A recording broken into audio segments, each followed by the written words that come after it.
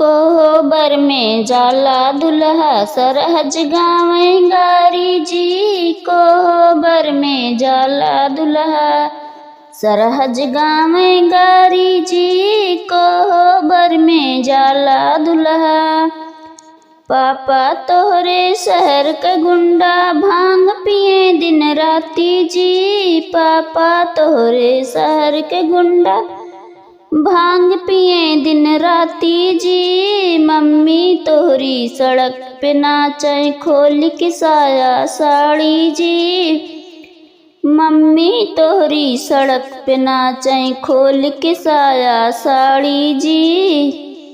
कोहबर में जाला दुल्हा सरहज गावे गारी जी। कोहबर में जाला दुल्हा चाचा तोहरे शहर के गुंडा भांग पिए दिन राती जी। चाचा तोहरे शहर के गुंडा भांग पिए दिन राती जी। चाची तोहरे सड़क पे नाचे खोल के साया साड़ी जी।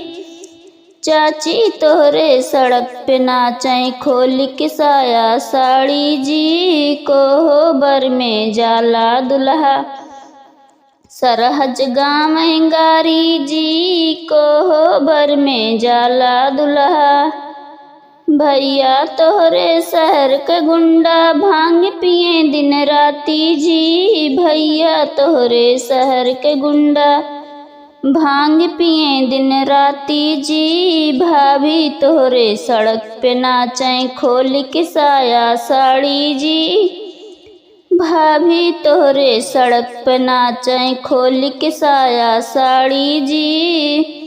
कोहबर में जाला दुल्हा सरहज गावे गारी जी। कोहबर में जाला दुल्हा जीजा तोहरे शहर के गुंडा भांग पिए दिन राती जी। जीजा तोहरे शहर के गुंडा भांग पिए दिन राती जी। बहनी तोहरी सड़क पे नाचे खोल के साया साड़ी जी। बहनी तोहरी सड़क पे नाचे खोल के लहंगा चोली जी। बहनी तोहरी सड़क पे नाचे खोल के लहंगा चोली जी। कोहबर में जाला दुल्हा सरहज गावे गारी जी। कोहबर में जाला दुल्हा सरहज गावे गारी जी। कोहबर में जाला दुल्हा।